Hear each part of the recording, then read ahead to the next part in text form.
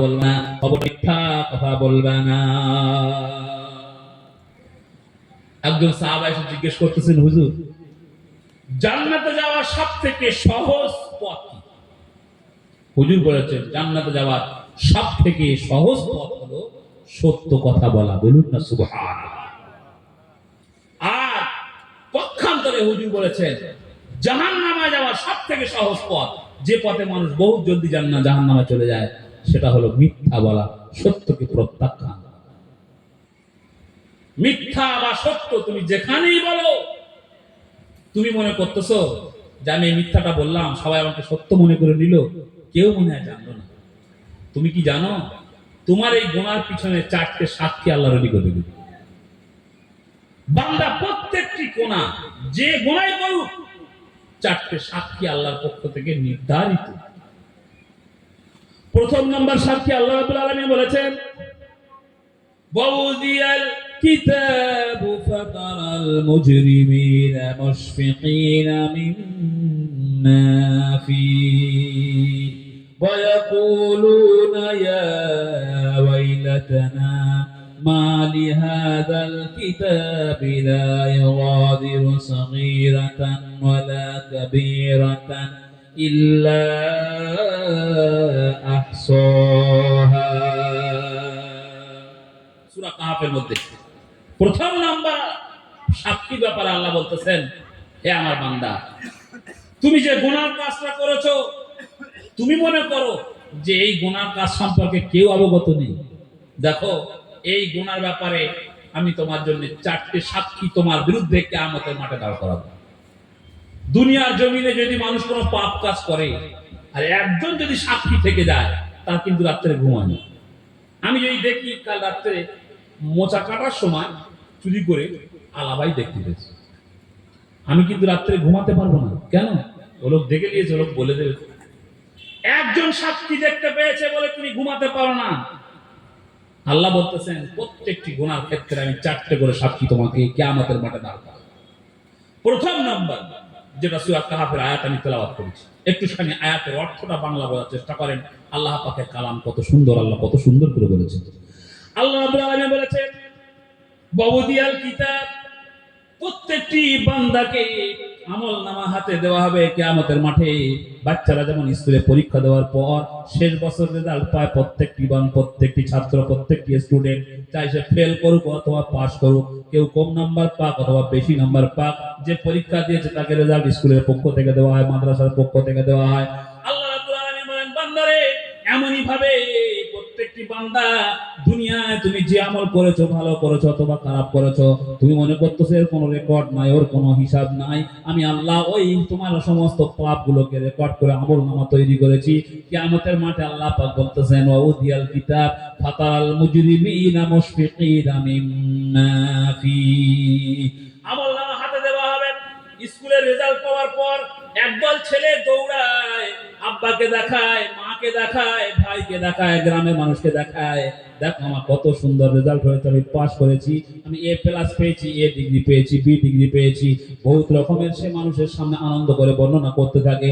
আমার আল্লাহ কোরআন শরীফের মধ্যে বলেছেন, এমনই ভাবে কিয়ামতের মাঠে আমি যখন আমলনামা দেব, ফাতারাল মুজরিমিনা মুশফিকিনা মিম্মা ফীহি, আমলনামা হাতে পাওয়ার পর যে মিথ্যা কথা বলেছে, যে বেঈমান, যে নামাজ পড়ি নাই, যে হারাম খেয়েছে, যে গুনার কাজ করেছে, আমলনামা দেখার পর সে হতভাগ্য হয়ে যাবে, চিল্লাচিল্লি শুরু করে দেবার বলবে, মা লিহাযাল কিতাব, এ কেমন ধরনের কিতাব, লা ইউগাদিরু সাগীরাতান ওয়ালা কাবীরাতান ইল্লা আহসাহা, একটা ছোট্ট এবং বড় কোনো গুনাহ বাদ দেই নাই। কোন বর্ষাকালে এশার নামাজ পড়তে গিয়ে কারেন্ট চলে গেল, সেই দাদুর লাঠিটা মসজিদের সাইডে লুকিয়ে রেখে দিয়েছিল, সেটাও লেখা আছে। মসজিদের ফটোয় ছোট 1 টাকার কয়েন লেয় না দোকানদাররা, সেটা দিয়েছিলাম, সেটাও লেখা আছে। লা ইউগাদিরু সাগীরাতান ওয়ালা কাবীরাতান, চাহে ছোটা हो चाहे बड़ा, कोई भी अमल छूटा नहीं, सब लिखा हुआ है। एक रकम धरনের আশ্চর্য আমলনামা। ওয়া ইয়াকুলুন ইয়া ওয়াইলাতানা, আফসোস করবে আর বলবে দুর্ভাগ্য, মা লিহাযাল কিতাব লা ইউগাদিরু সাগীরাতান ওয়ালা কাবীরাতান ইল্লা আহসাহা। ওয়াউদিয়াল কিতাব, আমলনামা সবাইকে দেবেন আল্লাহ পাক। আমরা যারা এখানে আছি সবাই পাবো, কোরআনের কথা। তবে আমল নামা কেউ ডান হাতে পাবে আর কেউ বাম হাতে পাবে। এই বন্টনের পদ্ধতিটা কি বলে যাবে কোন মাল কোন দিকে যাবে। আল্লাহর কোরআন বলতেছে ফাম্মা মান উতিয়া কিতাবাহু বিয়ামিনি ফাসাওফা ইউহাসাবু হিসাবান ইয়াসীরা। আল্লাহর কোরআন বলে ফাম্মা মান উতিয়া কিতাবাহু, কোন বান্দা যদি আমলনামা ডান হাতে পেয়ে যায় কিয়ামতের মাঠে, আল্লাহ বলতেছেন ফায়ুহাসাবু হিসাবান ইয়াসীরা, খুব শীঘ্র তার হিসাবকে খুব শীঘ্র সহজ করে নেওয়া হবে, হিসাব তার কঠিন হবে না। আমলনামা ডান হাতে পেয়ে গেছে মানে নবীর সুপারিশ পেয়ে সে আল্লাহর দয়ার জান্নাতে জায়গা পেয়ে যাবে। একটু জোরে বলুন না সুবহানাল্লাহ, নারে তাকবীর। আম্মা মান উতিয়া কিতাবাহু বিয়ামিনিহি, যে মানুষ আমলনামা ডান হাতে পেল, আল্লাহ বলতেছেন ফায়ুহাসাবু হিসাবান ইয়াসীরা, খুব শীঘ্র তার হিসাব বহু সহজ করে নেওয়া হবে। ওয়ায়াসলা ফায়ুহাসাবু হিসাবান ইয়াসীরা ইন্নাহু কানা ফি আহলিহি মাসরুরা। ফাম্মা মান উতিয়া কিতাবাহু বিয়ামিনি ফায়ুহাসাবু হিসাবান ইয়াসীরা, তার হিসাবকে আল্লাহ পাক সহজ করে দেবে। হিসাব সহজ কারে বলে জানেন? আল্লাহ পাক হিসাব তো সকলের নেবেন, কারো সহজ কারো কঠিন। এই জন্য আল্লাহর কাছে সবসময় দোয়া করা দরকার। তুমি গ্রামের মোড়ল হতে পারো, এলাকার মানুষ তোমার ভয় করতে পারে, কিয়ামতের মাঠে বড় তোমার থেকে বড় বড় ডনেরা ভয়তে পেশাব করে দেবে, মাথা উঁচু করবে না, ইয়া নাফসি করবে। বড় বড় নবীরা পর্যন্ত আল্লাহর ভয়ে তারা কাঁপতে থাকবে। কঠিন হিসাব তুমি জানো কারে বলে? একদিন রাত্রের বেলা বিশ্বনবী মুহাম্মদুর রাসূলুল্লাহ তাহাজ্জুদে নামাজ পড়তে পড়তে আল্লাহর কাছে দোয়া করছে। আম্মা জান আয়েশা সিদ্দিকা রাদিয়াল্লাহু তাআলা আনহা বর্ণনা করেছেন হাদিস। আম্মা জান আয়েশা সিদ্দিকা বলেন, আমি দেখলাম বিশ্বনবী মুহাম্মদুর রাসূলুল্লাহ বহুত লম্বা নামাজ পড়লেন, হুজুরের পা ফুলে গেল, এত লম্বা নামাজ পড়েছেন হুজুর। তারপরে হুজুর সাল্লাল্লাহু আলাইহি ওয়াসাল্লাম আল্লাহর কাছে দোয়া করেছেন, আল্লাহর কাছে হাত তুলে জানা বলেছেন আল্লাহুম্মা হাসিবনি হিসাবান ইয়াসীরা। আরবের মানুষ তিনি বুঝেছেন, নবী বলতেছেন আল্লাহুম্মা হাসিবনি হিসাবান ইয়াসীরা, আয় আল্লাহ মুঝে হিসাব লেনা আসান করকে হিসাব, সহজ হিসাব আমাকে নেবেন। আম্মা জান বললেন, আমি বললাম ইয়া রাসূলুল্লাহ ইয়া হাবিবাল্লাহ, আপনি দয়ার নবী মুহাম্মদুর রাসূলুল্লাহ, আপনি হলেন হাবিবুল্লাহ, আপনি আল্লাহ সবথেকে প্রিয় বান্দা। আল্লাহ পাক আপনার আগের পিছের সমস্ত গুনাহ maaf করে দিয়েছেন। কদ গফির লাকা মা তাকাদ্দামা মিন যামবিকা ওয়া মা তাআখার, আল্লাহ পাক আগের পিছের সমস্ত গুনাহ আপনাকে maaf করে দিয়েছেন। আল্লাহ পাক আপনাকে এতটা ভালোবাসেন, আল্লাহ পাক আপনার দ্বারা জান্নাত উদ্বোধন করবেন। আপনি যদি জান্নাতের দরজা না খোলেন, জান্নাতের দরজা খুলবে না। আপনি আল্লাহ এত প্রিয় বান্দা, আল্লাহর এত নিকটতম বান্দা, তারপরেও আপনি দোয়া করতেছেন আল্লাহ আমার হিসাবকে সহজ করে নিও আল্লাহ। এই কথা যদি আপনি বলে থাকেন, আমাদের মতো পাবলিকের উপায় কি হবে? আপনি নবী যদি আপনি বলেন আল্লাহ আমার হিসাবকে সহজ করে নিও, তাহলে আমাদের উপায় কি হবে? আমরা তো কেউ বাঁচতেই পারবো না। বিশ্বনবী মুহাম্মদুর রাসূলুল্লাহ বললেন, বিবি আয়েশা ফামান্নু ইশাকাদ হালাকা, বুখারী শরীফের হাদিস। আম্মা জান আয়েশা তখন এই প্রশ্ন করেছেন, বিশ্বনবী মুহাম্মদুর রাসূলুল্লাহ বললেন, বিবি আয়েশা আল্লাহ পাক যদি কোনো বান্দার হিসাব কড়া করে নেয়, কঠিন করে নেয়, ওই বান্দা তো বরবাদ হয়ে গেল, শেষ হয়ে গেল। আমি আল্লাহর কাছে বলছি হিসাব সহজ করে নিতে, এই জন্যে আল্লাহ যদি বলেন কোন বান্দাকে যে আমি হিসাব নেব, কোন বান্দার ক্ষমতা নাই যে আল্লাহর সামনে হিসাব দিয়ে জান্নাতে যাবে। আমলের দ্বারা আল্লাহর কাছ থেকে জান্নাত অর্জন করা অত সহজ ব্যাপার নয়। তাহলে আল্লাহ পাক যদি হিসাব সহজ করে নেন তাহলে সম্ভব। হিসাব সহজ আর কঠিন কেমন? আমরা যখন দেওবন্দে ছিলাম, আমাদের বুখারী যিনি পড়িয়েছেন মরহুম সাঈদ আহমদ পালনপুরি রহমাতুল্লাহি আলাইহি, বহুদিন তিনি বুখারী পড়িয়েছেন। আল্লাহ পাক তাকে জান্নাতের উচ্চ মাকাম দান করুন। হুজুর বলেছিলেন, একদম যে কথা বলেছিলেন আমার মনে আছে, যে হিসাব সহজ কেমন আর কঠিন কেমন। উনি বলছেন কিয়ামতের মাঠে আল্লাহ পাক বান্দাকে ডাকবেন, ডেকে জিজ্ঞেস করবেন এই বিড়ি খেয়েছিস? তাও আমার বান্দা বলবে হ্যাঁ খেয়েছিলাম। আচ্ছা, নামাজ পড়িস না? আল্লাহ পড়তে পারি। আচ্ছা, এই করিনি? হ্যাঁ করেছিলাম। আচ্ছা, এই বলে যদি আল্লাহ চলে যান তাহলে সহজ। আল্লাহ যদি জিজ্ঞেস করেন বিড়ি খেয়েছিস, তাহলে হ্যাঁ খেয়েছিলাম। কেন খেয়েছিস? এই তো বিড়ি খাওয়ার জন্য পাঠিয়েছি, দুনিয়ায় বিড়ি খাওয়ার জন্য পাঠিয়েছিলাম। এই হলো কঠিন হিসাব। যদি ঘাট পড়ে যায়, কেন করেছিস, ব্যাস খতম। এই জন্য আল্লাহর কাছে সবসময় দোয়া করা দরকার, আল্লাহ আমাদের হিসাব তুমি সহজ করে নিও, যেন তোমার সামনে আমরা আটকে না পড়ি। আমাদের হিসাবকে তুমি সহজ করে নিও। আল্লাহুম্মা হাসিবনি হিসাবান ইয়াসিরা। তো প্রথম নাম্বার আমাদের সাক্ষী যেটা আমল নামা, প্রত্যেকটি বান্দা তৈরি হচ্ছে, রেকর্ড হচ্ছে। যেমন সিসি ক্যামেরা যদি লাগানো থাকে সকাল থেকে সন্ধ্যা, সন্ধ্যা থেকে সকাল, ও যদি একটা কাঠবিড়া নিয়ে দৌড়ায় সেটাও রেকর্ড হয়ে আছে। একটা চাচা মোটর ভ্যান নিয়ে গিয়েছে সেটাও রেকর্ড হয়ে আছে। এলাকায় যখন কোনো দুর্ঘটনা ঘটে, প্রথম থানায় থেকে পুলিশ এসে দেখে কোনো জায়গায় সিসি ক্যামেরা আছে কিনা। সিসি ক্যামেরা সন্ধান করার পর তখন তারা ওটাকে ফুটেজটাকে দেখে যে এই লোক দুটো যে মার্ডার করে পালিয়ে গেল, কোন বাইকে ছিল, কোন গাড়িতে ছিল, কিরাম কালার, তাদের সবকিছু দেখার পরে তারপর তারা সার্চ করা শুরু করে, ইনভেস্টিগেশন শুরু করে, চোর আসামি খোঁজা শুরু করে দেয়। তো সিসি ক্যামেরার মতো যেমন রেকর্ড হয়, আমাদের দৈনন্দিন 24টা ঘন্টা আমাদের সমস্ত আমল এইভাবে রেকর্ড হচ্ছে।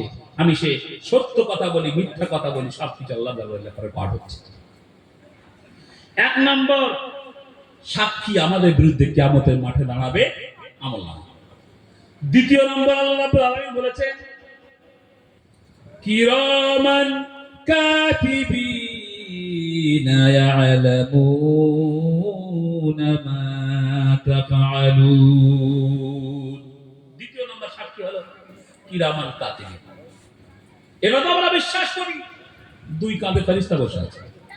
যদি মুসলমান তুমি বিশ্বাস করে থাকো, এই ফেরেশতাকে বসিয়ে রেখে মিথ্যা কথা বলো কি করে? এই ফেরেশতাকে বসিয়ে রেখে কলমের খোঁচা দিয়ে 400 জায়গায় 600 করো কি করে? এই কথা বিশ্বাস রাখার পরে তুমি টেবিলের তলা দিয়ে ঘুষ দাও কি করে? এই বিশ্বাস করো যে ফেরেশতা বসে আছে, তাহলে তুমি গুনার কাজ করো কি করে? ঘুমিয়ে থাকো কি করে? তুমি কিভাবে সমাজের মধ্যে গুন্ডামু করো, বদমাশি করো? তুমি কি জানো না ফেরেশতা বসে আছে? ব্যাংকে আমরা দেখেছি, যিনি ম্যানেজার টাকা জমা করছেন, ডিপোজিট ফর্ম জমা করা হচ্ছে টাকা, যেখানে এইরকম একটা দুধের পেটি রাখা আছে, উকি মেরে দেখা যাচ্ছে সব 500 টাকার বান্ডিল রাখা আছে, এইরকম তাল মারা আছে। কিন্তু কোনো বান্দার কিন্তু মনে হয় না যে একটু হাত গলিয়ে একটা বান্ডিলে পালাই। কেন মনে হয় না? এই জন্য মনে হয় না, পুরো ব্যাংকে সব সিসি ক্যামেরা লাগানো। আমি যখন থেকে ব্যাংকে এন্ট্রি করেছি, আমার জামার কালার কেমন, আমার গোপ আছে কিনা, দাঁড়িয়ে আছে কিনা, কপাল কত চওড়া, চোখ কেমন, নাক কেমন, সব কিছু ক্যামেরা রেকর্ড হয়ে গেছে। অতএব টাকা নিয়ে যদি আমি মাটির তলাও চলে যাই, সেখানেও পুলিশ পৌঁছে যাবে। তো তুমি সিসি ক্যামেরার ভয়ে যদি অত বড় টাকার বান্ডিল নিতে না পারো, আল্লাহর এই ফেরেশতার ভয়ে তুমি বিড়ি খাওয়া ছাড়তে পারো না, মিথ্যা কথা বলা ছাড়তে পারো না, বন্ধন খাওয়া ছাড়তে পারো না, নামাজ কাজা করা ছাড়তে পারো না। তার মানে যদি এটা করতে না পারো, তার মানে তুমি মুখে বলো আল্লাহর ফেরেশতা আছে, অন্তর থেকে বিশ্বাস করো না।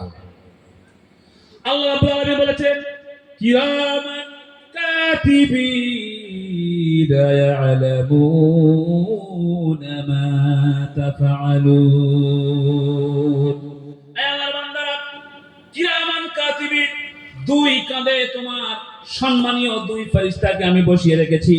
সকাল থেকে সন্ধ্যা পর্যন্ত কটা সত্য বলতেছো, কটা মিথ্যা বলতেছো, কটা হালাল খাচ্ছ, কত হারাম খাচ্ছ, কার সঙ্গে কি ব্যবহার করতেছো, কোথায় কি যাচ্ছ না যাচ্ছ, সবকিছু আমার এই দুই ফেরেশতা তোমার আমলনামায় রেকর্ড করতে চলেছে। সবকিছু রেকর্ড হচ্ছে। দুই ফেরেশতা কিরামান কাতিবিন। আবার এই দুই ফেরেশতার ডিউটিও চেঞ্জ হয়। একই ফেরেশতা যে 3 বছর ধরে রয়েছে তা না, কিতাবের মধ্যে এসেছে প্রত্যেক দিন ডিউটি চেঞ্জ, নতুন এনার্জি নিয়ে আবার ফেরেশতা আসে, খাতা কলম নিয়ে, এই চল খাতা বার কর। নামাজের মধ্যে এই কোরআন পাকের মধ্যে নামাজের ব্যাপারে আল্লাহ পাক বলেছেন হাফিজু আলাস সালাওয়াত, হে ঈমানদার বান্দারা নামাজকে খেয়াল রাখো, নামাজের পাবন্দি করো, নামাজ কি এতেবার করো, নামাজকে খেয়াল রাখো। তারপর বললেন বাস সালাতিল উস্তা, সালাতে উস্তা। উস্তা বলতে হলো মিডিল, দরমিয়ানা মাঝখানে নামাজকে গুরুত্ব দাও। সমস্ত মুফাসসিরিন টেনশনে পড়ে গেছে। আল্লাহ বলেছেন মাঝখানে নামাজকে গুরুত্ব দাও। কোন নামাজ মাঝখানে? তো এক এক মুফাসসির যুক্তি দিয়ে বলেছেন, কেউ বলেছেন মাগরিব এশা রাত্রে, জোহর আসর দিনে, ফজরটা হলো মাঝখানে। আবার একজন বলতেছেন না, এশা আর ফজর রাত্রে আর জোহর আসর দিনে, মাগরিবটা হলো মাঝখানে। কিন্তু সব থেকে বিশুদ্ধ মত যেটা, মাঝখানের নামাজকে আল্লাহ গুরুত্ব দিতে বলেছে। बसलातिल वुस्ता और दरमियाना की जो नमाज है उसको क्या रखो, उसकी पाबंदी करो। সমস্ত মুফাসসিরদের মধ্যে ঐক্য ও অধিকাংশ মুফাসসির তারা বলেছেন মাঝখানের যে নামাজ, যে নামাজের গুরুত্ব আল্লাহ দিতে বলেছেন সেটা হলো আসরের নামাজ। বলুন না সুবহানাল্লাহ। কিভাবে হলো আসরের নামাজ? না, দিনের শুরু হচ্ছে ফজরের আযান দিয়ে। ফজরের আযান মানে দিন শুরু হয়ে গেল।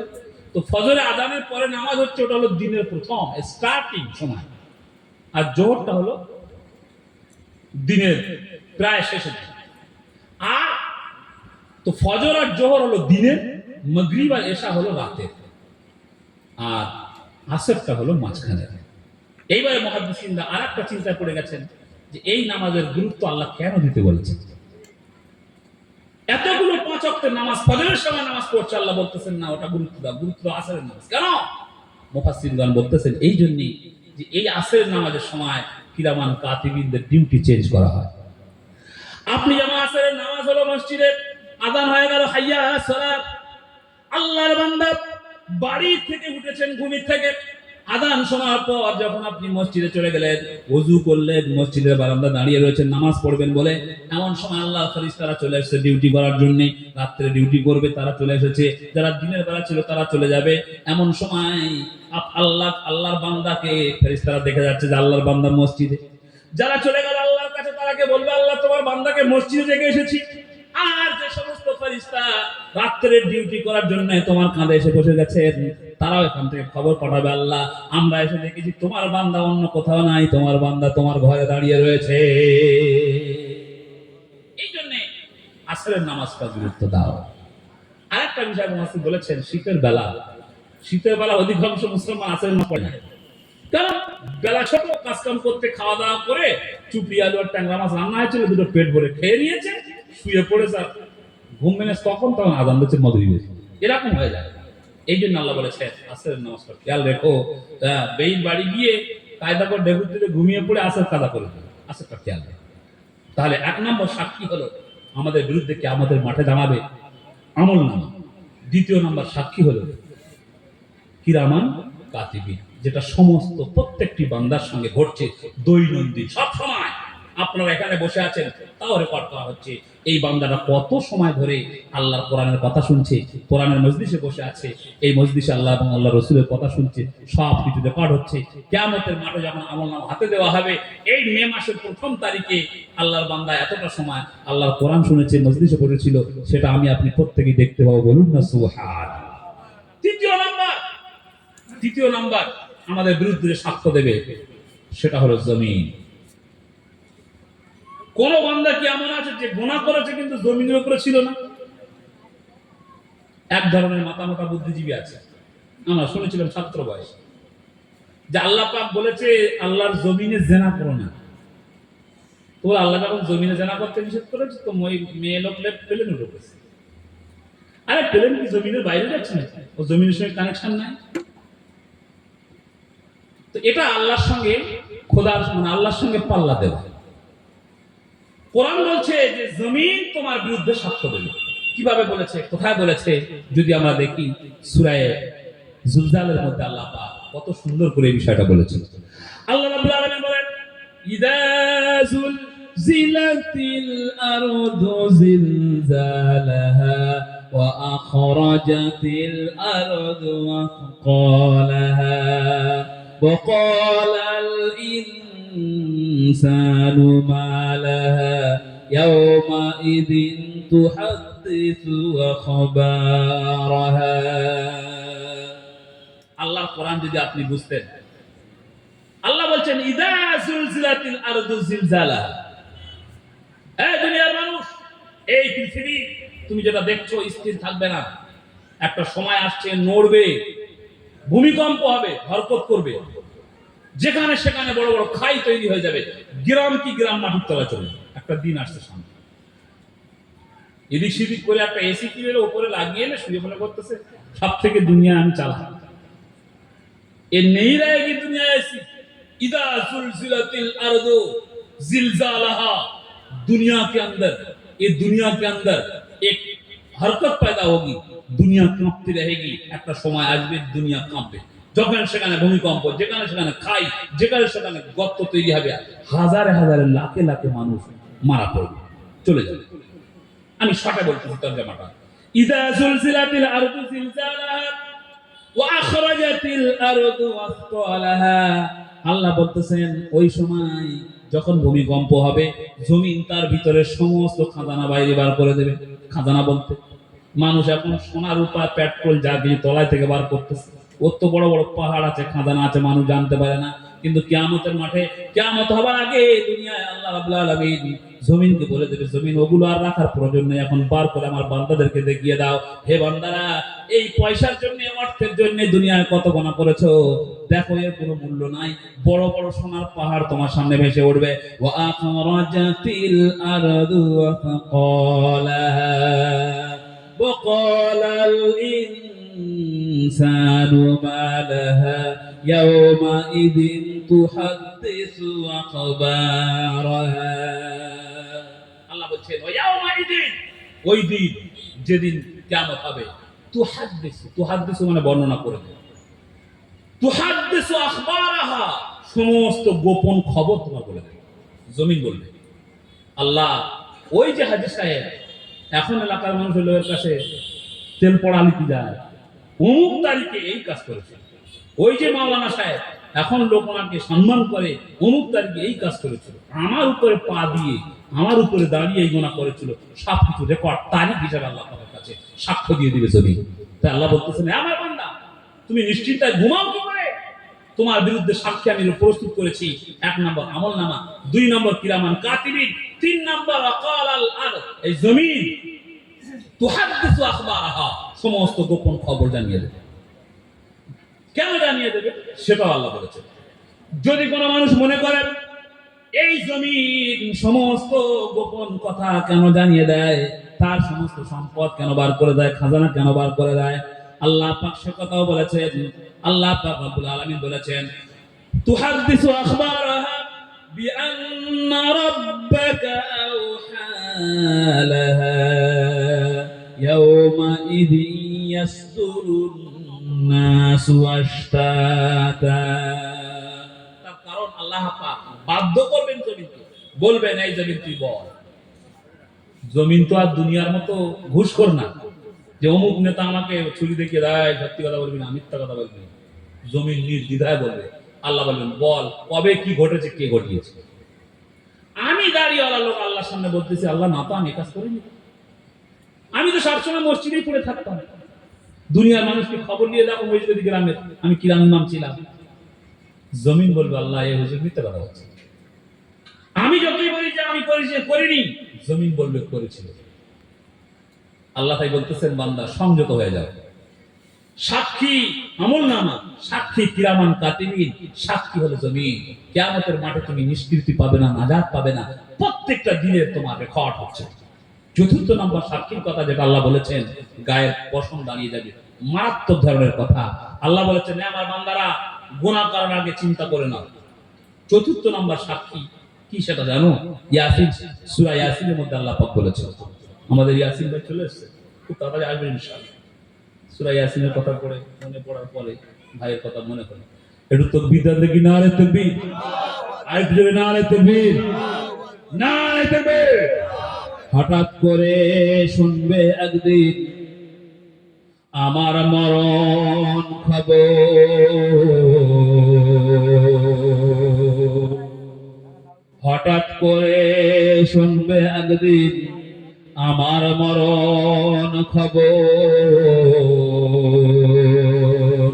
কাঁদতে কাঁদতে আসবে সবাই আমায় দিতে কবর। আল্লাহুম্মা সাল্লি আলা সাইয়্যিদিনা মাওলানা وعلى آل سيدنا ভাইরা আমার, আমি বেশিক্ষণ সময় আপনাদের কাছে থাকবো না, আমার সময় প্রায় শেষ হয়ে এসেছে। বর্ধমান থেকে এসেছেন ইয়াসিন ভাই, উনি একেবারে চাঁচা চালা কথা বলেন, স্পষ্টবাদী বক্তা, কথা বুঝতেছেন না। ভাইয়ের সঙ্গে এর আগেও কয়েকটা প্রোগ্রামে আমার সাথে সাক্ষাৎ হয়েছে, খুব সুন্দর আলোচনা করেন। আমি গ্রামবাসীদের কাছে অনুরোধ করবো, ভাই এসেছেন বহু দূর থেকে, আমরা যদি আগ্রহ নিয়ে কথা না শুনি, কোনো বক্তার কিন্তু আলোচনা করতে ভালো লাগবে না, কথা বুঝতেছেন না। আরে ভাই সব বুঝে আসুক আর না আসুক, মজলিসটা তো কোরআনের, এই সময়টা আগামীকাল কিন্তু বসতে এই সব আপনি পাবেন না। এই জন্য এই সময়টা আমরা নষ্ট না করে গ্রামবাসী যারা আওয়াজ শুনতেছেন যদি চলে আসেন, তাহলে আমাদের জলসার সৌন্দর্যটাও বাড়ে এবং যিনি মেহমান এসেছেন তিনিও আনন্দিত হন। নাকি মেহমান যদি দেখে মোট 4 জন লোক বসে রয়েছে, একটা মাইক ওয়ালা, একটা চটওয়ালা আর 2টো কমিটির লোক, তো সে কি বলবে যে ভাই তোদের কে জলসা দিতে বললো? এতে গ্রামেরও বদনাম, খারাপ লাগে, কথা বুঝতে পারছেন? যাও ভাই, 4th নম্বর সাক্ষী আল্লাহ বলতেছেন আমি তোর মধ্যে রেখে দিয়েছি। হে বান্দা, তুই কটা মিথ্যা কথা বলবি? তুই হয়তো বলবি আল্লাহ আমলনামা যেটা লেখা রয়েছে মিথ্যা লেখা রয়েছে, ভুল হয়ে গেছে। ভুল হয় না?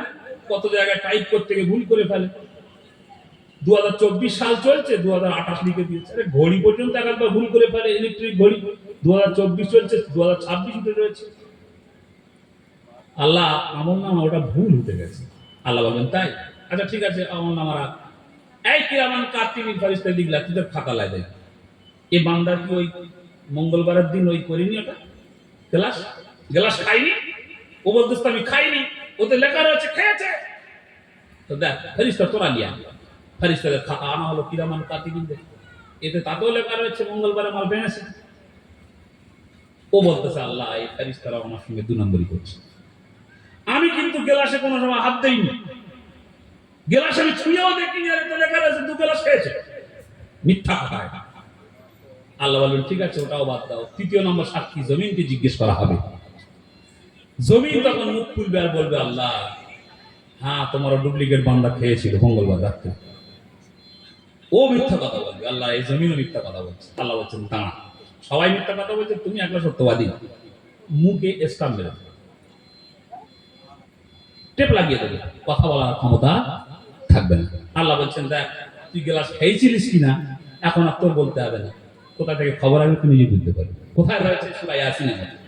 আল্লাহ রাব্বুল আলামিন বলেন আল ইয়াওমা নাখতিমু আলা আফওয়াহিহিম ওয়া তুকাল্লিমুনা আইদিহিম ওয়া তাশহাদু আরজুলুহুম বিমা কানু ইয়াকসিবুন। তাকবীর, নারে তাকবীর, আইতু জোরে নারে তাকবীর, নারে তাকবীর।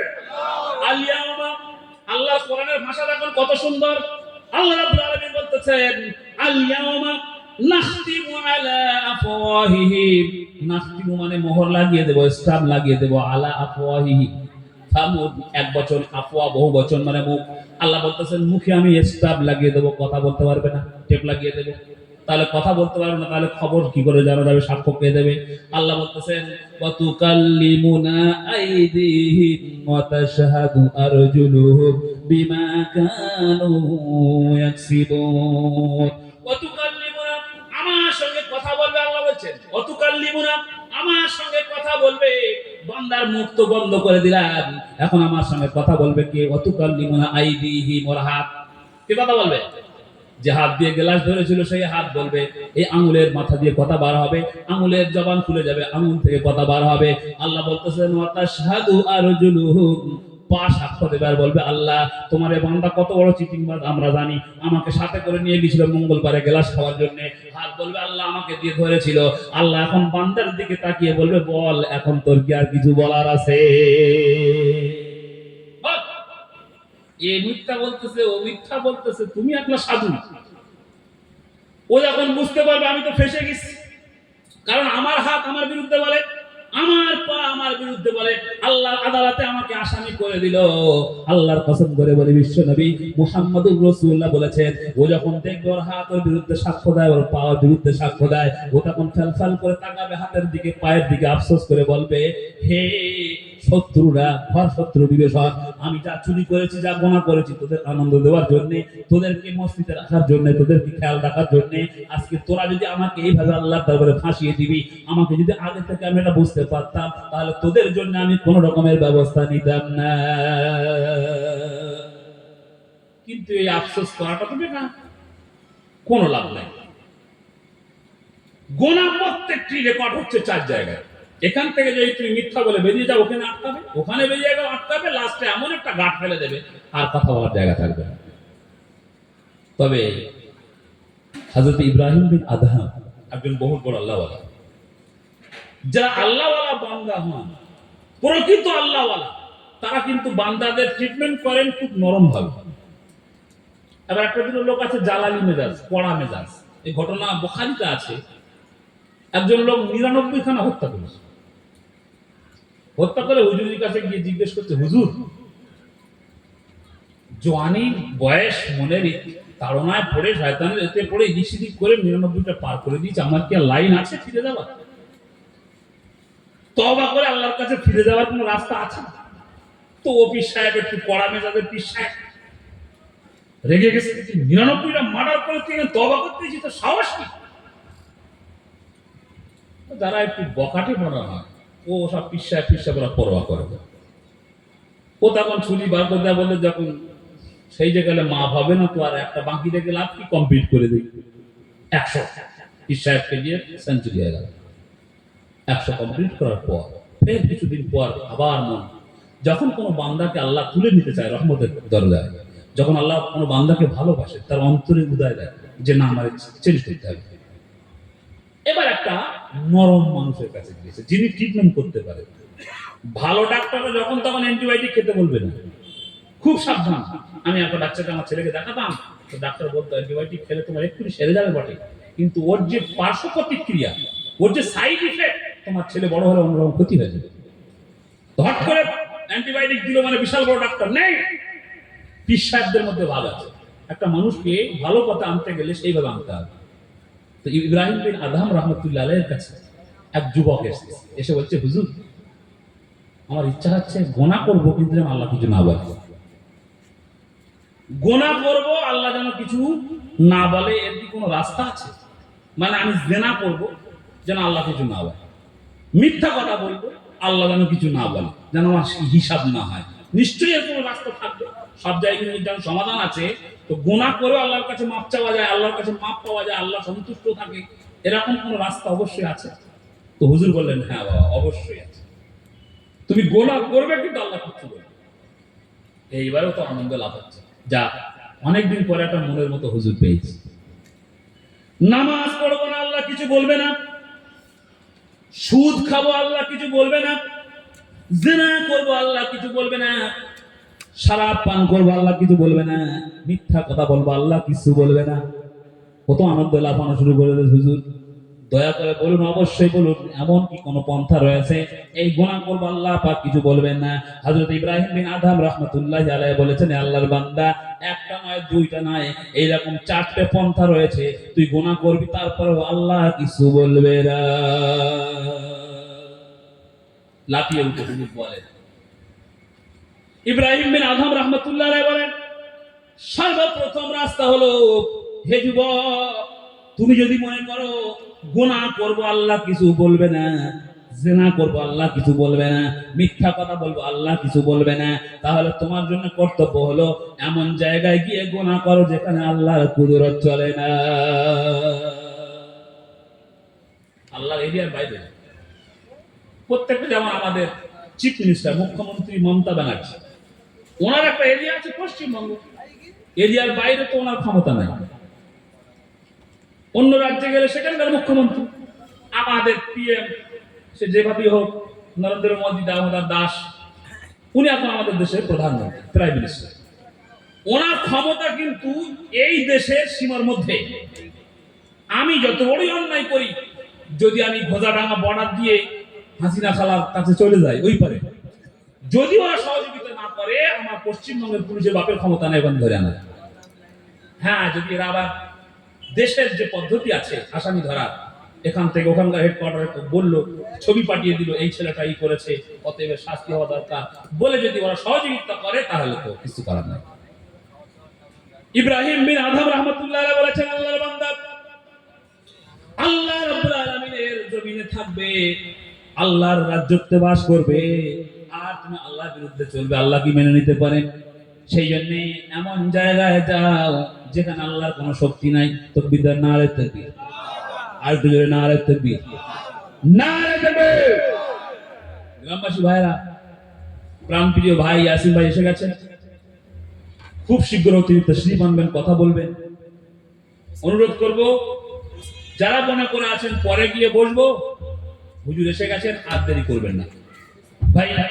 হুজুর যখন এসেছেন আমি আর কথা বিলম্ব করবো না, বাড়াবো না, টাইমও হয়ে এসছে।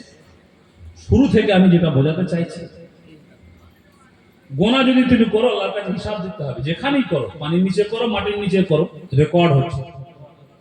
সত্য পথের প্রতীক হও, সৎ পথে চলবে, দুনিয়া তোমার সাথে থাকবে। তুমি যদি অসৎ পথে যাও কাউকে তুমি পাবে না, তোমার ঠিকানা হবে জাহান্নাম।